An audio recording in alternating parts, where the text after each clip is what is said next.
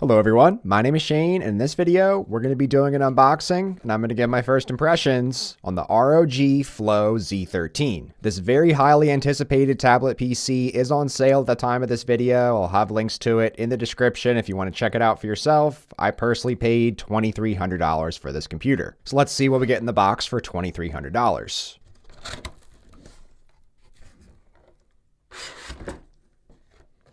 Inside this box, we have our 200-watt power adapter with our proprietary rectangle pin on the end. I've personally been out of the gaming laptop space for a few years now, but this does seem pretty compact for the wattage of charger it is. But now let's go ahead and check out the star of the show here, Flow Z13.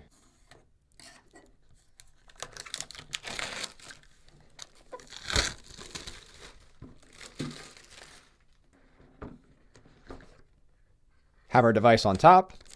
See if we get anything else inside. We also have a little bit of paperwork in addition to a slot of nothingness.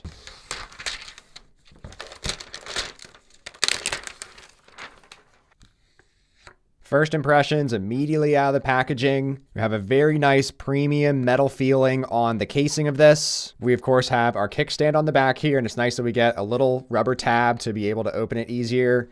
And very sturdy feeling hinge on this. This is also a metal stand. Everything feels to be metal here, so a really nice solid feeling to this. It's also super nice we have our keyboard case included with this one directly in the box. So as far as getting a feel for this, just as the tablet itself, this is definitely a thicker tablet. Compared to something like my Surface Pro, for example, this is the Surface Pro 11. This is a much thinner, slimmer device. This obviously has a lot more going on the graphics side of things and CPU side of things. So a much thicker form factor here, but that doesn't necessarily mean this thing is excessively bulky or overweight. Checking the weight of this without the keyboard attachment, we're coming in at 2 pounds, 11.5 ounces. And if we have the keyboard attached to it, we're coming in at 3 pounds, 9 ounces. So either way, a still pretty light setup here considering we have this in the smaller 13-inch size. Taking a physical tour, on the right, we have our power button, our volume rockers. This is a menu button that's going to bring up various things. We have one USB-A port, which is greatly appreciated. Have our headphone jack here.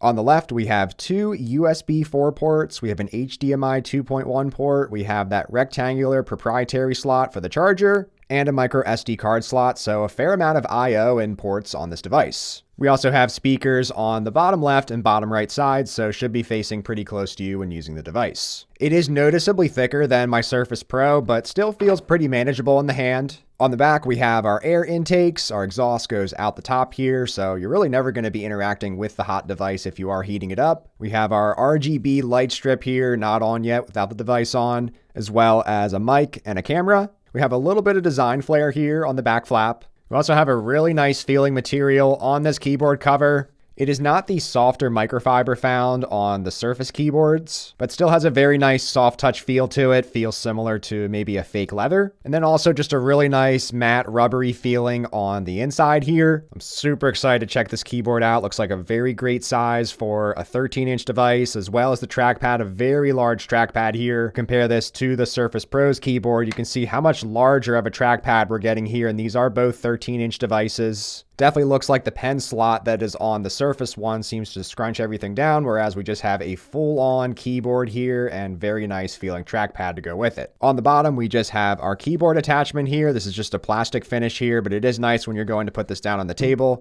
You're just going to be hitting it on that plastic part of the case that can take some beating. Now let's go ahead and stand it up. So we have that tab there. You can see it a bit from the front. So it's really easy to just grab that, prop out, and flip out the keyboard. We have what feels like is going to be a very nice keyboard size here. We have a little bit larger of F keys compared to what we have on the Surface keyboard, so it is nice just to have that little bit of extra size on those. So physical first impressions, very impressed with this device. Seems like a very nice premium feel. But of course, what most people are interested in with this new device mainly is this new Ryzen AI Max Plus 395 processor. So a very powerful integrated GPU inside of this. But with all that said, I'm going to go ahead, boot this up, set this up, use it for a few days, and I'll come back with my final first impressions on the ROG Flow Z13. Alright, so it's been a full day now since I first started using this Flow Z13. I'm definitely ready to share some of my first impressions with you guys. So first, getting into the tablet, the Biometrics. We have Windows Hello here, just your standard face recognition. Seems to get me in fine pretty quickly without issues. And once you're in, you'll be greeted by the 13.4-inch display. We have a 2560 by 1600 resolution here. We have a 180 Hz refresh rate. This is not an OLED screen, just an LED screen, but I will say the colors have been good in my initial use. I've been happy with it. And there's also up to 500 nits maximum brightness on this, which I found in my bright office environment is just enough for me personally. It definitely gets by. I will mention on my Surface Pro, this has a 600 nit brightness screen. And this also has an anti-reflective coating on it. But on its own, the 500 nits brightness on this has definitely been enough for me. As far as the sizing and the aspect ratio itself, it's overall very similar to that of my Surface Pro. You can see very similar, thicker bezels on the top and the bottom,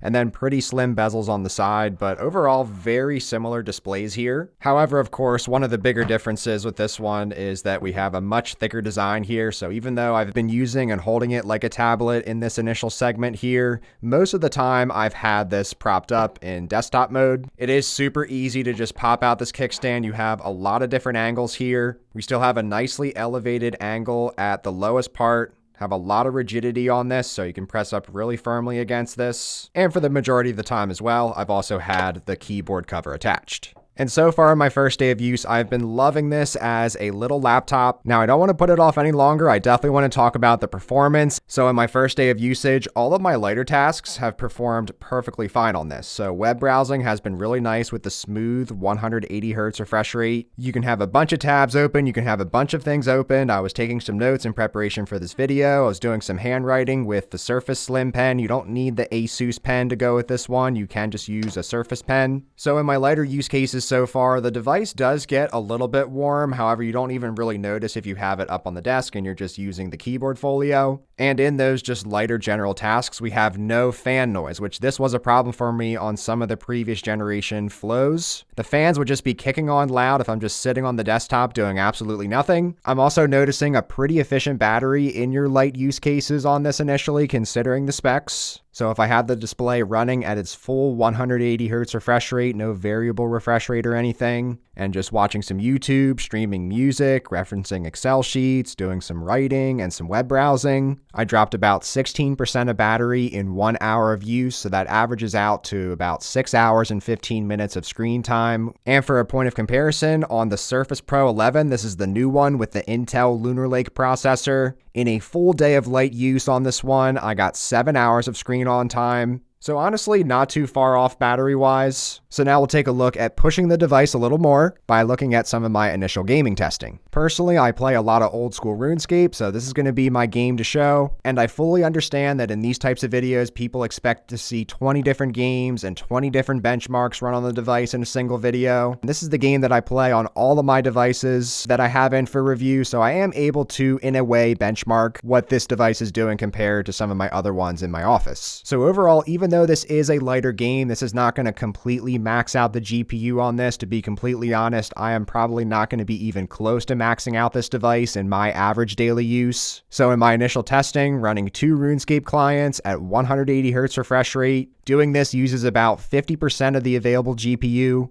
But what's really nice about this is that even though I'm at such a high frame rate, I'm running this on the silent mode on the tablet. I also have on the Windows side of thing the most power efficient battery setting selected, so it's as battery efficient as possible while still pushing really good frames on this lighter game. And looking at some of my initial battery metrics, I am averaging out to 1 hour of gameplay, taking half of the battery. So getting 2 hours of battery life on this is actually a very impressive metric for these Flows. In the past years on some of the previous generations of this Flow device, if I did this same use case with one RuneScape client at a lower frame rate, I would still sometimes only get 45 minutes of battery life, which felt so incredibly short. So I know the 2 hour metric doesn't sound super impressive, but it is essentially doubling my battery life in the most heavy of use cases. And while I was doing this gaming test, there was a little bit of fan noise, but honestly, it's extremely manageable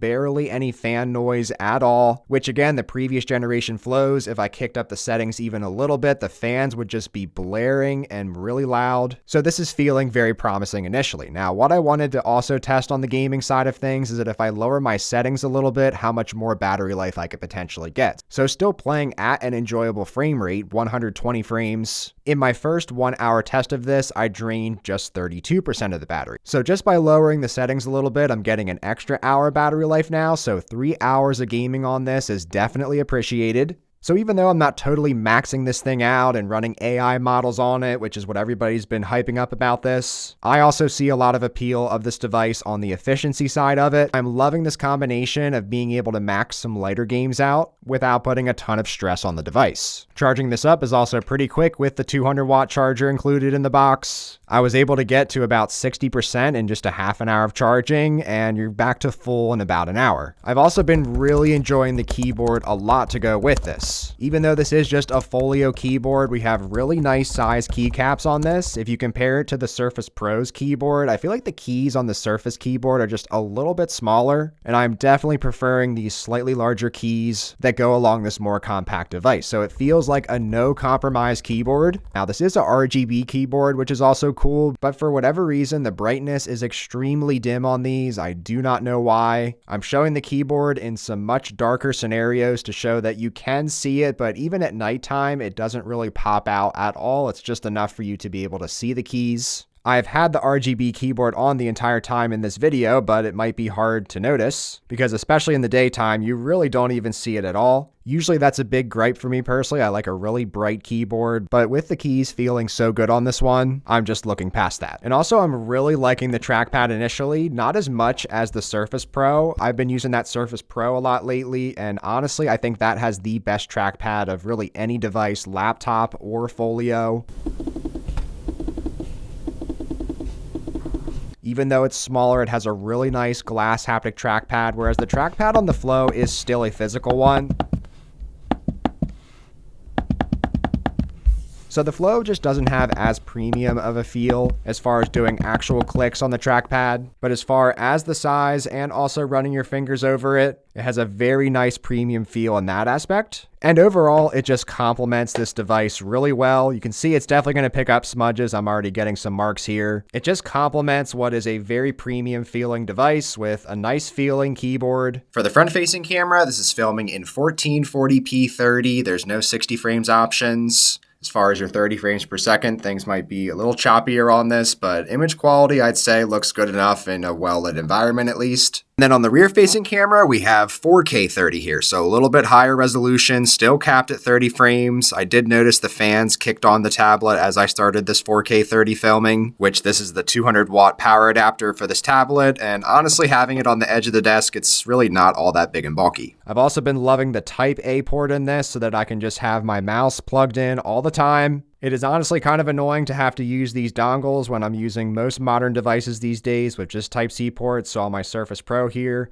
I still do use it, but then I have this dongle sticking out. But it does just kind of get in the way in the little moments. So if I want to put this down on the table, now I have this dongle here that's going to get smacked if I put this down. So it just makes for a few extra steps of just taking dongles in and out and having to remember it, whereas on the Flow, it's just nice to have that installed all the time and out of the way. I do really like the light strip on the back to show some of the internals. It does look really nice at nighttime. However, it is something you're never going to notice when just using the device. So this can be turned off to save battery life. And I don't mind that it's here because on some of the previous generations of this window would stick out on the back. And then if you put this down on the table, you would have a wobbly finish on this, surprisingly. It is now just a flat flush finish here, so really nice to put this down on your surfaces flat either way. But overall, first impressions of the Flow Z13, very impressed with this device initially. I know it is extremely expensive, but this is going to be one of my main devices moving forward because I'm loving the combination of a premium feel, a good enough display, very good battery life even when using it at the max 180 Hz refresh rate, being able to efficiently efficiently play my games on the lowest power settings without the device ramping up all that much. It is definitely on the thicker side, and you do notice the bulk and heft if you're holding the tablet for a longer period of time. But I still think the main use case for this one is propping it up with that really good kickstand, being able to just pop out a keyboard at a moment's notice. You can still use a pen with this if you want to, but I'll be curious to hear your thoughts on the Flow Z13 in the comments below. I'm definitely going to be continuing to use this and use it side by side with the new Surface Pro 11 with the Intel Lunar Lake processor, since in my initial use, these are actually pretty comparable devices with these new battery efficient processors that still have good performance. Thanks so much for watching. Take care.